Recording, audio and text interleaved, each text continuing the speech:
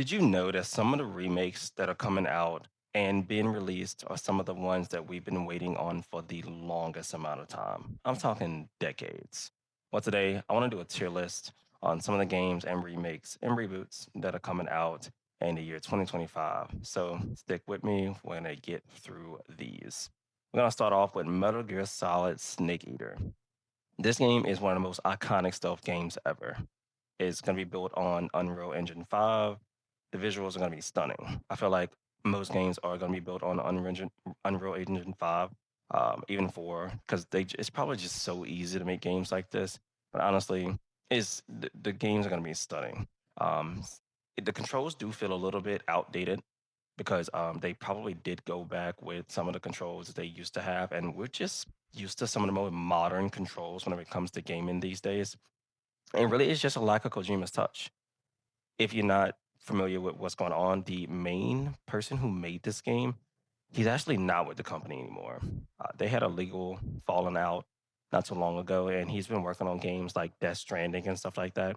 So he really hasn't been involved with this project. But at the end of the day, it is just a remake, and it's got a super strong nostalgic feeling. It's just gorgeous, faithful. It's not flawless though, but I still gotta put that in the A tier. Moving on to the next one, we got Tony Hawk's Pro Skater 3 and 4. Well, 1 and 2 were actually pretty big remakes. They were huge. So you can imagine that the expectations were sky high for this. It brings back the legendary maps, Airport, Siberia. That's one that I remember playing a decent amount. And it's got a modern polish. Of course, it's got a modern polish. The soundtrack is amazing. The gameplay feels just like you remember. There's not too many skate games to even write home about, but I mean, it's skate. The gameplay is just how you remember. It does have a casual appeal. It's not a super strong narrative based game, but the fun factor, unmatched. And I wouldn't even say that it's super like niche specific because like if you're born anywhere between or before 2005, you're probably gonna find this game really, really cool, like no matter what. So I actually am gonna put it in the A tier also. Easy pick for that one. We got Dragon Quest 1 and 2, the HD remake. This game comes out next month, if I'm not mistaken. It's a classic JRPG made in the Octopath 2D style, so that's interesting. It's got a retro charm, modern visuals.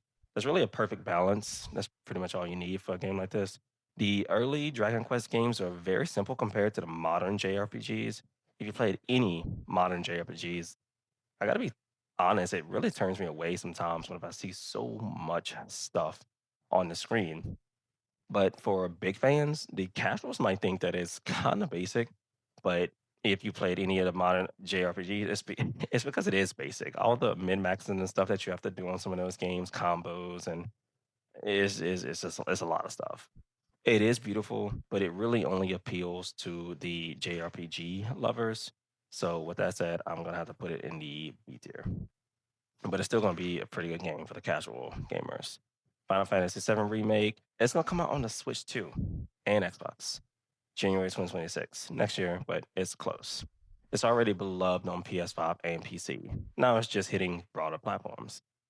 The definitive package is going to come with DLC and upgrades. It's going to expand the audience, but it's not brand new. But it's still one of the best remakes in gaming history.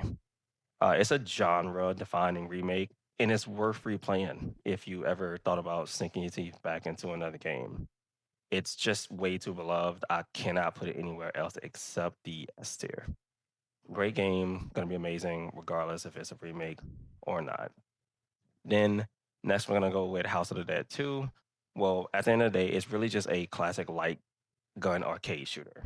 You know what I mean? It does have a visual facelift, remastered soundtrack. The soundtrack did need a little bit of love, but it's pretty niche, mainly nostalgic for the arcade fans.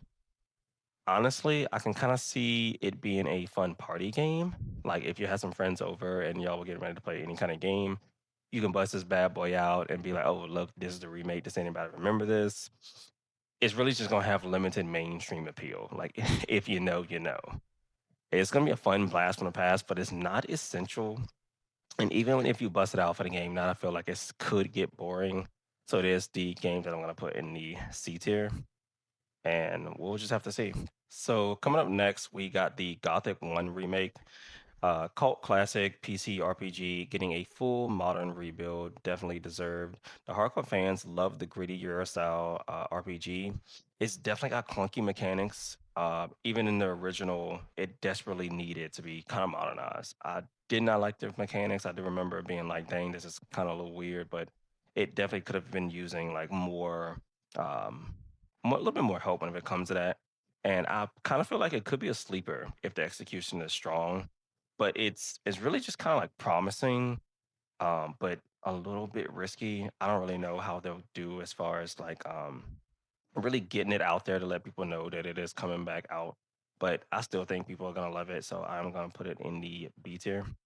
The next game we want to go over is the Fate Stay Night Record. It's a visual novel. So if you're familiar with visual novels, then you'll actually like this one. But it is a dungeon style hybrid on top of that.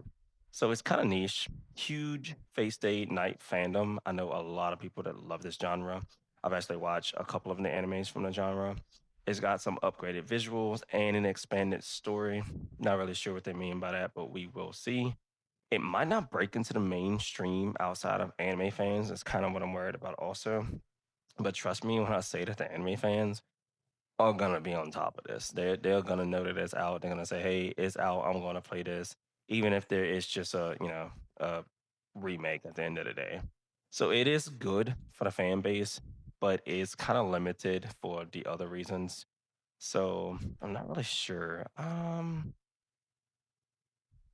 I'll put it in the C tier when it comes to that. I'll put it in the C tier because it's just kind of niche, honestly. Next one we got Prince of Persia, Sands of Time remake.